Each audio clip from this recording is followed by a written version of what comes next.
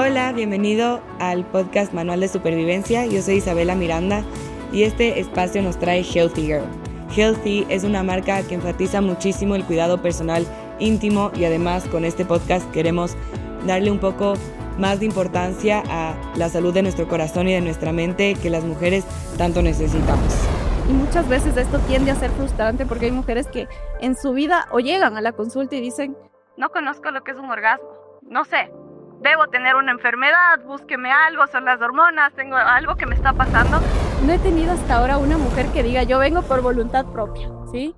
Muchas mujeres son traídas por el esposo y dicen: quizás ya no me quiere, no le gusto, no me ama y por eso no queremos tener relaciones. Y es como que véale a ella porque ella está mal. Hoy nos acompaña la doctora Joana Aguilar, sexóloga y psiquiatra. Sabemos que es unos temas complicados, temas que son tabú y cosas que tal vez no aprendemos si es que nuestras familias y en nuestras casas no nos ayudan a comprender. Así que hoy quiero ponerle toda la seriedad del caso y entender desde una perspectiva médica y científica todo lo que sentimos en nuestro cuerpo. Bienvenida, doctora. Muchísimas gracias, un gusto realmente. Para mí es un nuevo espacio en donde podamos compartir y realmente el punto de partida siempre es poder educar muchas cosas que a veces se quedan ahí en un hilo o más que nada son cosas que muchas veces no nos educaron, no tenemos conocimiento y las hacemos por hacer, y creo que sí es importante muchas veces una orientación adecuada. Sí, bueno, bienvenida. Creo que yo también no tengo mucha idea del tema, no hablo tanto de temas de sexualidad y de mi cuerpo con mi círculo cercano, no es algo que hablo mucho, pero mi primera pregunta, y creo que las preguntas que quisiéramos hacer todas, es por qué sentimos tanta vergüenza de hablar de nuestra sexualidad. Bueno, es un tema bastante relevante y sobre todo creo que en la parte femenina viene a ser súper importante porque siempre nos han enseñado a callar, siempre nos han enseñado que eso está mal y desde históricamente se habla de que la mujer no debería hablar de eso, que es sucio, que es cochino, mientras que quizás al hombre es un poco más permisivo.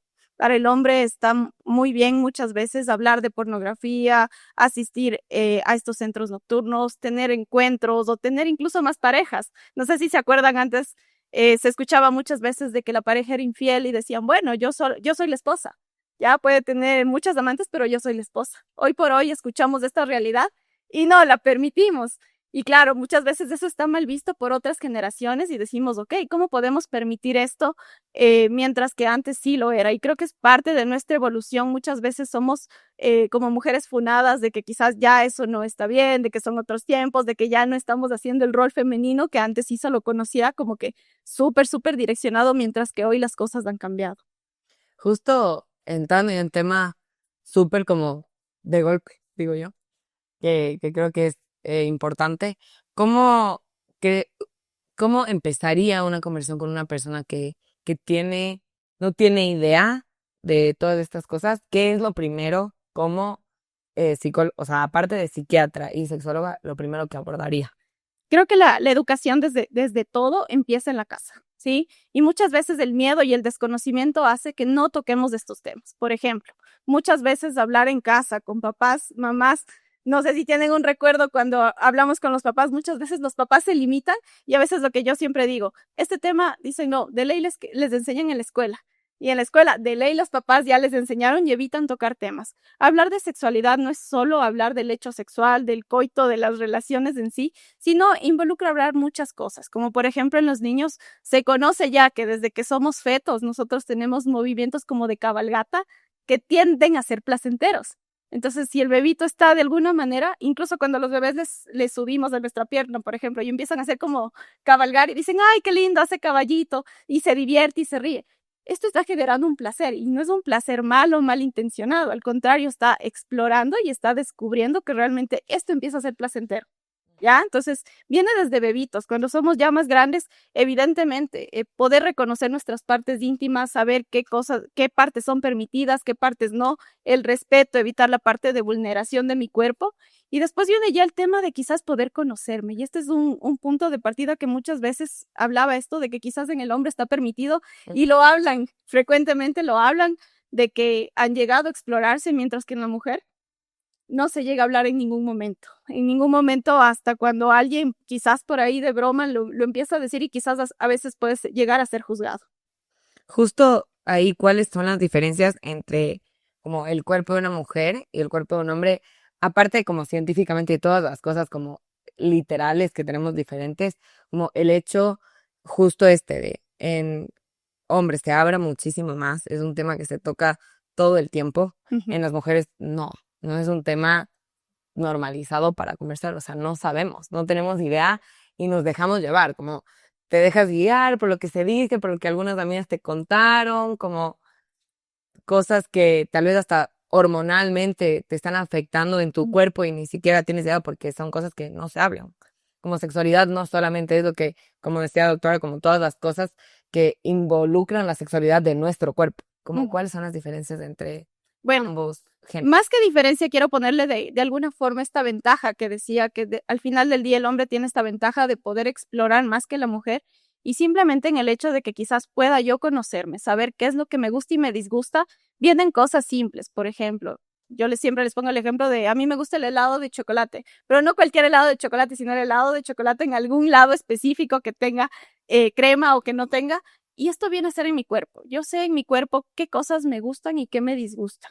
Por ejemplo, al momento ya de quizás hablar de la parte de masturbación, existe esta ventaja de que el hombre va a saber cómo, a qué ritmo, cómo, mientras que la mujer quizás dice, no, me dejo llevar por lo que él sabe. Y yo siempre digo, ¿quién educó quizás a él? Tampoco tenemos a alguien que le educó. Entonces, bien igual, el desconocimiento del uno y del otro. Y muchas veces esto tiende a ser frustrante porque hay mujeres que en su vida o llegan a la consulta y dicen, no conozco lo que es un orgasmo, no sé, debo tener una enfermedad, búsqueme algo, son las hormonas, tengo algo que me está pasando. Y al final del día en ningún momento llegaron a conocer este llamado orgasmo porque en ningún momento llegaron a explorar su parte tanto genital y también siempre digo que es importante explorar todo su cuerpo. Justo como podemos decirlo, es súper, para mí, por ejemplo, es súper fácil decir cómo empezar a conocer más tu cuerpo y es algo que me gustaría saber cómo pueden las mujeres conocer más su cuerpo y saber qué les gusta y qué no les gusta. Ya, eso es algo importante. Muchas veces siempre tienen ese temor de que quizás se ven frenadas por el miedo y dicen quizás estoy haciendo bien, estoy haciendo mal, estará correcto que quizás haga esto porque nadie me dijo si esto está bien o mal, o muchas veces está liderado también por la parte religiosa, que quizás nos impide o ya nos tiene un freno para poder quizás explorarnos. Muchas veces siempre hablo de la necesidad de poder saber qué es lo que me gusta en mi cuerpo. Por ejemplo, en la parte de ya sexología se habla de la erotización. ¿Qué significa esto? La parte individual de que yo pueda saber cómo me gusta desde la sensibilidad. Conocemos que tenemos muchos órganos de los sentidos, el poder estimular oído, vista, gusto, el tacto. ¿Cómo puedo diferenciar que esto me gusta y me disgusta? ¿Ya? A nivel de todo mi cuerpo. Luego voy a parte genital y puedo saber que evidentemente al poder tocar, me gusta, me disgusta, cómo lo hago y en la parte de sexualidad incluso se habla de incluso técnicas de masturbación, ¿ya? De cómo poder conocer, saber. Hay mujeres que muchas veces recién se enteran de que por qué hay el clítoris, para qué es el clítoris, tomando en cuenta que es el único órgano del placer de la mujer. Ujú. Entonces, en ese momento es como que, ok, vamos a hablar de esto, vamos a conocerlo y vamos a explorar para saber si nos gusta, nos disgusta o qué podemos hacer. Justo desde ese punto de vista, en el de explorar, de conocer tu cuerpo, en ese sentido, creo que es muy importante recalcar la manera en la que recibimos esta información, que probablemente y muchas de las veces es con más rechazo que con, ok, quiero conocer mi cuerpo y quiero darme cuenta de qué es lo que puedo sentir, como cuando veo, cuando escucho, cuando pruebo algo nuevo, Ujú, pero cómo sobrellevar esta parte, o sea, de no tenerla, no sentir tanto rechazo y que siento ese de, hijo, si es que hago esto, me van a ver mal, me van a juzgar, a otras personas, ¿qué van a decir? Que miles de veces eso tampoco pasa porque no es que se comparte mucho en público ni es algo más íntimo, pero como con esa culpa contigo mismo, que esto ya va más del lado psicológico, que a veces siente culpa y rechazo. ujú. Bueno, en esa parte sí me parece importante relevar, por ejemplo, yo tengo a la venta mi catálogo de sex shop, ¿ya? Y la mayoría de compras las realizan mujeres.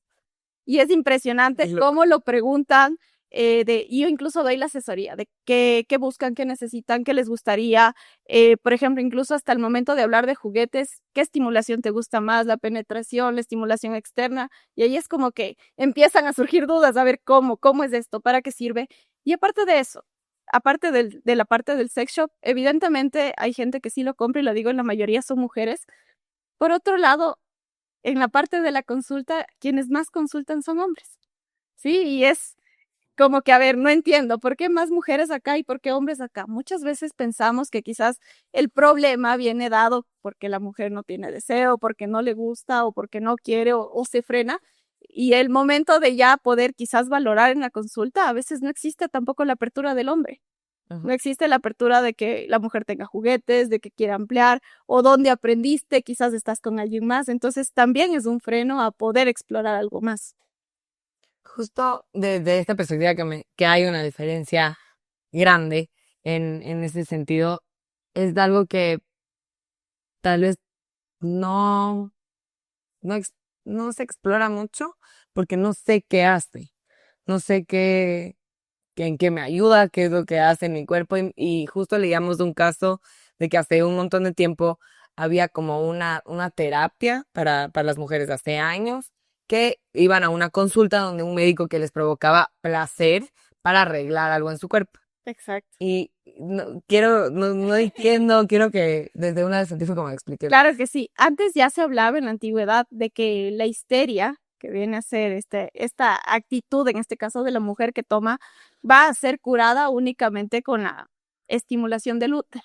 Entonces, la parte del útero evidentemente va a ser placentera y viene básicamente a que el médico, en este caso que la mayoría eran varones en esa época, evidentemente va a provocar una estimulación. Entonces, es similar a lo que hoy reemplazan ya los juguetes sexuales. Ujú. Ya producen una vibración, producen una estimulación y evidentemente después de esto, a nivel neurobiológico se secretan hormonas, tanto de la felicidad, la de la tranquilidad, la calma, y evidentemente va a llegar a tener un orgasmo y estar mucho más tranquilas y relajadas. Ujú. Eso por un lado, y sí es relevante hablarlos, quizás el miedo que a veces se tiene de los juguetes sexuales, de que me podría volver adicta, de que luego no me van a gustar los hombres, hay que quitarlo porque nada va a reemplazar el contacto humano. Así como hoy tenemos la ventaja de la inteligencia artificial, tomemos en cuenta que igual en la parte de juguetes tampoco es que nos va a reemplazar esta parte del cariño, el afecto humano. Justo como hablas todo esto, me parece súper loco que en este tiempo como que se hable del tema como que es una enfermedad de la mujer. O sea, es una enfermedad que las mujeres tengan esto y a través de este sistema de que otorga como placer a la mujer podemos curarle de todos sus males. Y es algo que a ti te pasa en consulta, como te preguntan de qué tengo mal, qué me está haciendo daño, como cosas así. Algo que sí pasa y es cierto muchas veces cuando existen problemas a nivel tanto femenino, siempre queremos encontrar una justificación de que quizás son mis hormonas, quizás me pasa algo en mi parte genital, quizás estoy enferma de alguna cosa y queremos encontrar un justificativo de por qué. Y lo más clásico es no tengo deseo y no tengo orgasmos. Entonces, Ujú. al momento ya de indagar, siempre digo la parte predominante femenina es nuestra parte sentimental, nuestra parte emocional y viene la parte psicológica. Si emocionalmente yo no me siento en conexión con mi pareja, yo no me siento tranquila, tengo problemas, tengo ansiedad, no puedo dormir, tengo depresión, evidentemente mi deseo va a estar en el piso, no voy a tener absolutamente ganas de hacer nada. Entonces, eso viene asociado muchísimo y siempre me preguntan, ¿por qué sexólogo y por qué psiquiatra? Ajá. Y es como, definitivamente existe una relación muy marcada en cuanto a nuestros trastornos mentales asociados y sobre todo la parte sexual que se puede afectar y al momento de manejar, no digamos específicamente un manejo tanto con fármacos, que a veces se tiende el rechazo al psiquiatra por esto, pero sí en la parte de terapia sexual se aborda mucho el poder conocernos, el poder manejar en pareja y poder explorar cosas que quizás antes no se ha hecho. Justo desde esta perspectiva como clínica y de la psicología, ¿cómo puede la mujer darse cuenta de ciertas cosas que te provocan a ti rechazo o no? ¿Puede ser hormonal la situación o no? Claro que sí. Evidentemente, en todas las etapas de la mujer vamos a tener cambios que se puedan dar.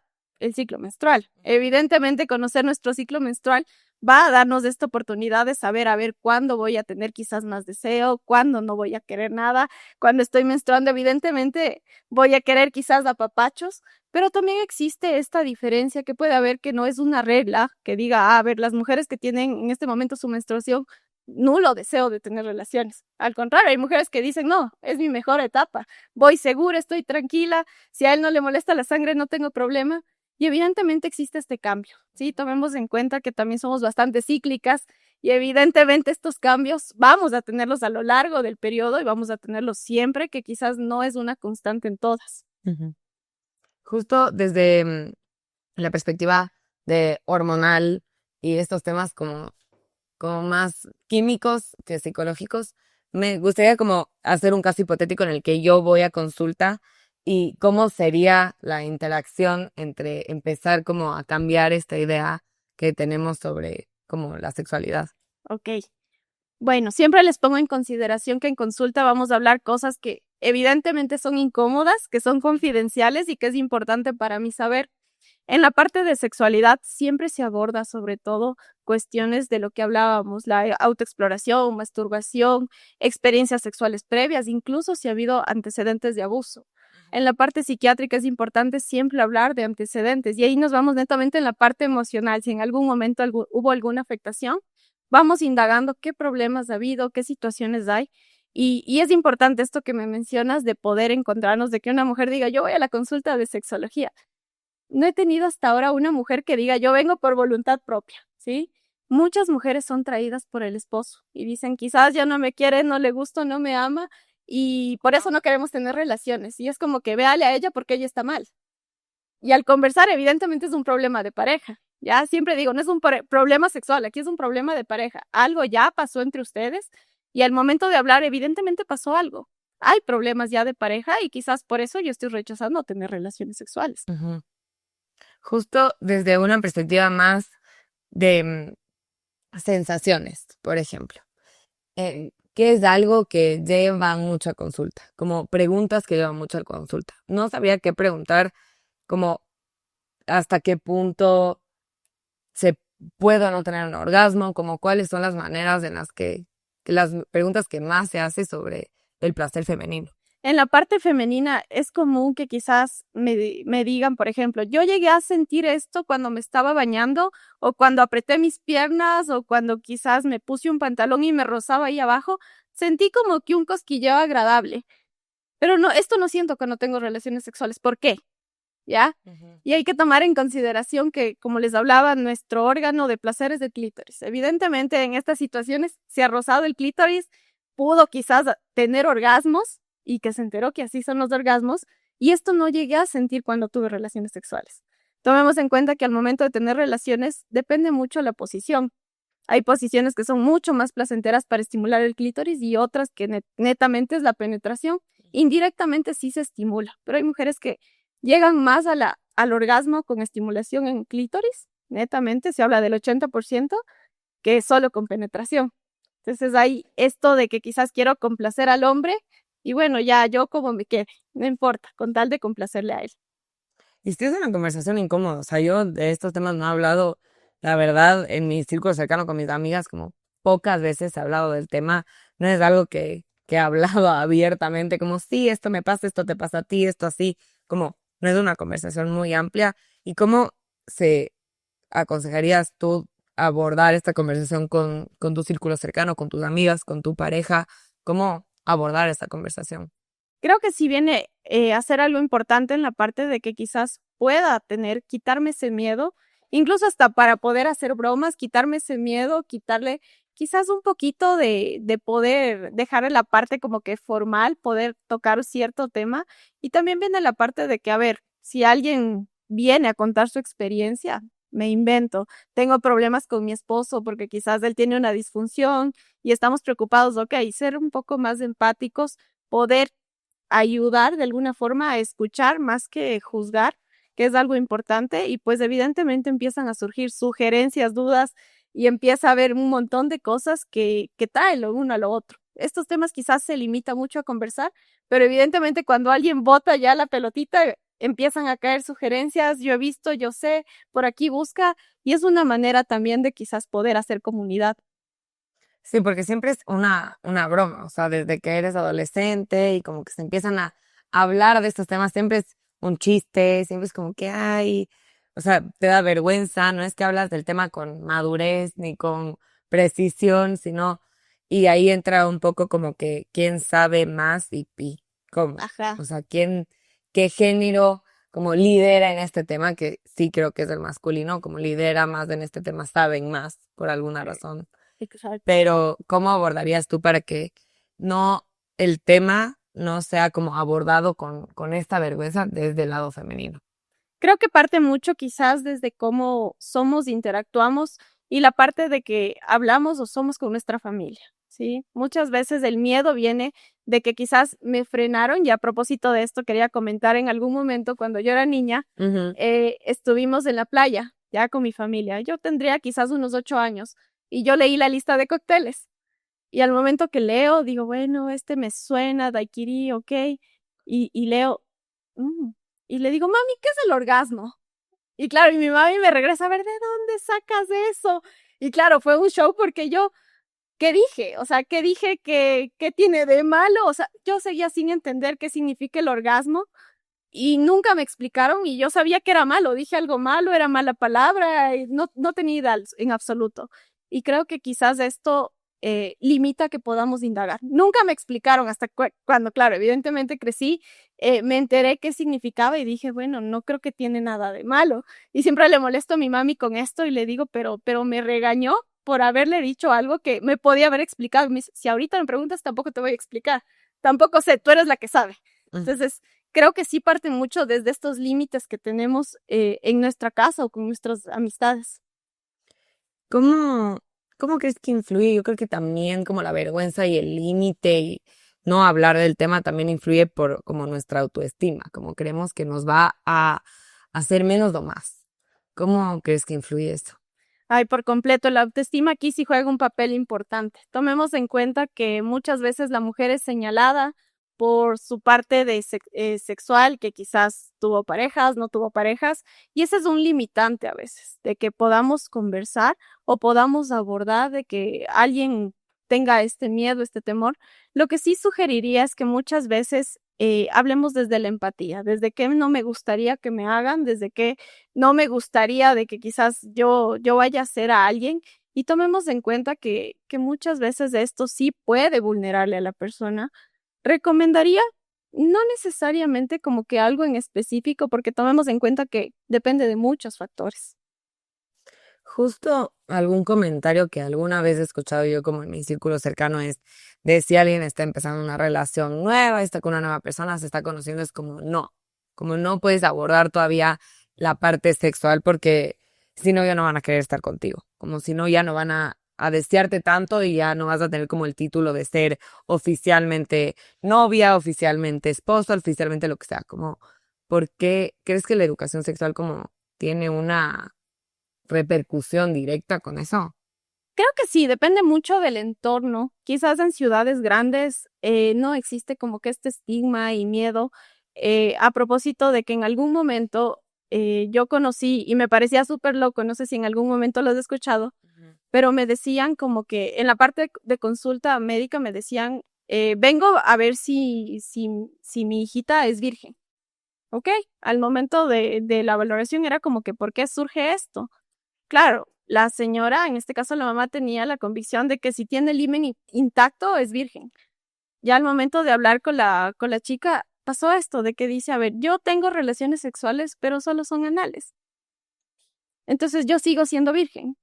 Mi mamá sabe que soy virgen, me ha hecho ver en otros lados, tengo el himen intacto. Hijo de madre, ok. Entonces, parte desde que, a ver, ¿qué es el concepto de virgen para Ujú. ti? Evidentemente voy a llegar virgen al matrimonio, pero ella era consciente de que tenía relaciones sexuales orales, anales, de que podía hacer cualquier práctica sexual, pero evidentemente el himen seguía intacto, por mantener este estatus en la sociedad de que quizás es juzgada y aparte de eso, ella mencionaba que igual tenía como que relaciones con o contactos con sus primos, familiares, entonces era como que señora, no nos preocupemos del imen, preocupémonos de lo demás que está pasando. Evidentemente se pone en riesgo. Claro. Claro, va mucho más allá. Por eso justo esta manera como psicológica de abordar el tema. Como están pasando otras cosas que nadie me está diciendo, nadie te está diciendo que están mal o bien, sino hay uno en específico que está mal, como puedes hacer las demás. Y desde esta perspectiva como más real del asunto, como ya poner ciertos temas abiertamente en la mesa, como desde qué edad o desde qué punto, cómo se debería transmitir este tema a niñas más chiquitos y a niñas, a niños también, como, ok, esto puede pasar cuando son adolescentes. Sé que hay mucho en nuestro país, hay muchos embarazos adolescentes por justo este tema del desconocimiento, no sabemos nada. Y justo hace algunos años tuve una clase y íbamos a hacer un proyecto con una de mis mejores amigas justo acerca de esto, como no em, el embarazo no es infantil, pero el embarazo adolescente, infantil también hay muchísimo en nuestro país. No pasa porque no sé qué estoy haciendo y pasa mucho en el círculo familiar. Entonces, ¿crees cómo se abordaría este tema? Aparte de que, ok, nos dan clases, nos dicen en el colegio, en la escuela, lo que sea, como no confiamos tanto en eso, confiamos más en la gente que está a nuestro alrededor, ¿cómo se abordaría el tema? Bueno, sí es algo importante de hablar y sobre todo con la parte de padres. A veces me dicen, necesitamos charlas de educación sexual en las escuelas, en los colegios, porque ellos son el problema. Si yo como padre me limito a poder hablar de esto, evidentemente van a querer hablar con alguien que sea extraño, ¿ya? Eso por un lado. Por otro lado, tomemos en cuenta también la importancia de poder dialogar estos temas, quizás en más confianza, o quizás alguien que en verdad no le tenga rechazo a hablar de esto, porque muchas veces digo se ve sesgado por la religión y aparte tomar en cuenta que la edad de inicio de relaciones sexuales en el Ecuador se habla desde los 12 años. Si yo vengo con mi charla de sexualidad, anticonceptivos a los 15, evidentemente ya llegué tarde, ¿ya? Y aparte de esto, sí me parece relevante hablar que en el entorno en el que estamos, con quién se quedan los niños, con quién están los adolescentes, el acceso que tienen a redes sociales, dónde van a aprender. Quizás ellos pueden estar adelantados en el conocimiento, puedan saber de métodos anticonceptivos, puedan tener idea de todo el tipo de posiciones porque ya lo han visto, ya lo saben, pero ¿quién va a frenar? ¿Quién va a tener el control y los límites? Quizás en salidas, quizás en tener algún límite al momento de que van a estar con amigos o incluso el consumo de sustancias que puede llevar a muchas cosas. No existe por lo pronto alguna receta o algún método eficaz para reducir el embarazo adolescente en el mundo. Sería maravilloso y lastimosamente la educación sí se está sesgando muchas veces a que quizás ya saben, asumimos que saben y hasta ahí llegamos.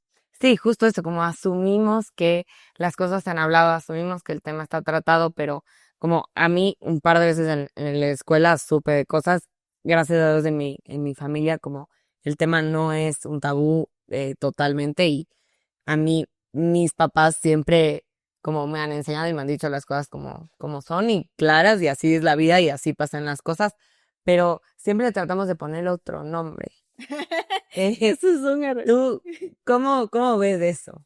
Claro, es un error frecuente, ¿sí? Porque muchas veces pasa esto de el pollito, el pajarito. A todas las cosas, o sea, en general como que, ok, a nuestros órganos sí, pero a las situaciones, como yo ni siquiera puedo decir porque me da vergüenza, o sea, no puedo como abiertamente hablar mucho del tema porque sí me da vergüenza, pero no sé cómo abordar eso sin tener como que este freno. Yo creo que sí viene desde la práctica, ya desde poder abordar y poder decir las cosas por su nombre. Y viene, por ejemplo, yo tengo una sobrina, tiene 4 años, está en su escuelita y me vino un día y me dice una pregunta así, ñaña, ¿cómo se llama la vagina de los hombres? Y yo regreso a ver y evidentemente a mí me llamó la atención y yo estaba serena y mi hermana estaba al otro lado y ella le escucha y casi me da algo y me queda viendo como que, ¿qué le vas a decir? Le digo, es que los hombres no tienen vagina, los hombres tienen pene. Ah, ya, así nos dijo la profe. Y ya, y se acabó la conversación y se fue. Y mi hermana, yo no sabría qué decir, se puso súper mal ella y ¿de dónde saca estas preguntas? Y claro, se asustó, le pregunta a la profe que por qué le ha dicho esto y le ha dicho, sí, tuvimos una clase donde hablaron de esto, conocieron las partes de su cuerpo, los niños tienen que diferenciar, quizás no se acordó cómo se llamaba la parte del niño y por eso preguntó. Fue como que ya, qué alivio, qué calma. Y ahora es como que quizás pasa alguna cosa y ella conversa y dice, no me gusta quizás esta ropa porque me molesta la vaginita. Ya, ok. Lo dijo y todos entendimos. Entonces creo que sí viene mucho la parte de poder quitarnos de ese miedo de decir las cosas, o a veces cuando los niños preguntan, ¿no? De cómo, de dónde nací, de cómo papá, mamá se encerraron, qué están haciendo, y nos ponemos como adultos nerviosos en vez de poder explicarlo con palabras simples. Quizás lo peor que puede decir el niño es poner una mala cara de, uy, qué feo, qué asco, no quiero, un rechazo y pasó. Pero más allá de eso, de que puede estar en la preguntadera o pedir detalles, creo que no va a pasar. Justo, ajá, abordando desde esa perspectiva en la que, como la inocencia, tal vez, o sea, como hablarle a un niño, no tienen idea, necesitan saber qué pasa, porque en realidad no saben, o sea, si es que nosotros como adultos no les enseñamos, nunca van a aprender. Entonces yo también desde esa perspectiva como que te escucho y me quedo más como en calma de cosas que tal vez a mí también me das muchísima vergüenza hablar, muchísima vergüenza preguntar, que tal vez no sé, y mucho de lo que está pasando, y esto también es una pregunta que quisiera abordar, es que acudimos muchísimo a Internet como generación, digamos, Ujú. porque obviamente más difícil es preguntarle a una amiga, más difícil es preguntarle a mis papás, más difícil lo que sea, y nuestra generación va con Internet, como desde qué punto, o sea, tú crees que es bueno, que es malo, que se debería abordar de otra manera. Podría ser, sí, una parte válida, positiva, pero tomemos en cuenta de que, a ver, me voy a la parte de información, busco algunas situaciones, puedo tener una guía y quizás es algo como que algo general. Y me voy al otro lado, que sé que es un poquito complejo, puedo llegar a ver pornografía como una guía y digo, ok, evidentemente hay mujeres que van a gritar que mientras más sea violento, mientras más gente haya o más cosas, evidentemente se ve que es más placentero. Siempre digo, tomemos en cuenta que es una actriz la que está ahí, o sea, está actuando al momento de. Evidentemente no se puede hablar de que hay un placer que está pasando y que lo que le pasa a ella no le va a pasar a usted. Entonces, partiendo desde esa información, como que saber diferenciar de que qué está sintiendo o qué está pasando, a que yo pueda decir, sí, evidentemente lo estoy sintiendo. Claro, justo quiero preguntarte y que nos digas 3 cosas que tal vez creíamos, pero en realidad no son así para el cuerpo de una mujer. No se me ocurre ahorita. No se me ocurre como Al- 3 cosas. O algo, o una o 2 cosas que a ti se te ocurran que desmentir del cuerpo de la mujer. Por ejemplo, que una mujer puede llegar a un orgasmo en tal punto de tener Ya, una relación sexual o algo ok. así. Ya, puede ser que quizás hablar de las relaciones sexuales, saber que va a ser la relación sexual más placentera con la persona que quizás más ame. ¿Ya? Puedo decir que esta persona es la persona perfecta en muchos aspectos y diga, ya, con esta persona sí voy a llegar a tener orgasmos. Quizás puedo tener esta idea, pero el momento de quizás ya tener este encuentro sexual con la persona, no soy compatible sexualmente. Y ahí puedo desmentir que si no soy compatible, por mejor posición, por más gusto que tenga, por más amor que tenga, no voy a llegar a sentir este placer que yo quiero. Ujú. ¿Ya? Otra situación que quizás sí la he escuchado, que quizás la práctica sexual anal es mucho más placentera para la mujer. eh, Evidentemente no es que sea así, ¿ya? Tomemos en cuenta esta variabilidad que hablaba, que no hay que generalizar, pero hay mujeres que pueden llegar a decir que la práctica es mucho más placentera y para otras es una práctica súper aberrante. Ujú. Qué loco. Sí. Ah, qué horror, es que yo estoy como, porque no, esos son temas que no hablo mucho en mi vida diaria. Y justo como en todos nuestros episodios tenemos el Healthy Club y quería que nos recomiendes un libro, una canción y un tip para todas las mujeres que tal vez también se sienten como yo, como con vergüenza, con rechazo, como, ay, no hay que hablar tanto del tema porque si no ya como que nos metemos en este mundo, como qué tip les darías. A ver, me gustaría mucho y creo que es importante en todas las etapas de vida, con pareja, sin pareja, después de una ruptura. Hay un libro de Walter Rizzo, no sé si lo han leído, Despegarse sin anestesia. Habla no necesariamente de las rupturas amorosas y la dependencia emocional, sino habla mucho de la dependencia que hacemos a muchas cosas, desde la comida, la familia, y habla también, pues evidentemente, de las relaciones sexuales y que aprendamos a estar solas, plenas, independientemente de estar acompañadas en pareja o no. Una canción que me gusta mucho es esta de Miley Cyrus, Flowers. Creo que sí, me gusta mucho y yo suelo hacer talleres femeninos en donde podamos compartir sobre todo esta parte de educación sexual, la parte femenina, y ahí me gusta mucho hablar de esta situación y siempre ponemos esta canción y es como que me encanta, todas se identifican y como tip, pues que no nos limitemos al conocimiento. Evidentemente, hablar de conocimiento viene desde mi autoconocimiento, saber qué quiero, qué me gusta y si en algún momento tuve este freno, poder quitar ese límite y poder explorar más allá de lo miedo y el prejuicio. Muchísimas gracias, Joa, por llevarnos en este camino de entender y hablar de las cosas con, con más seriedad, o sea, desde un lado químico, desde un lado físico que me gusta abordar de este tema que hay veces que nos da miedo y nos da vergüenza. Y Eso es. muchísimas gracias por abrirte con nosotros y contarnos todas estas cosas. Muchas gracias también.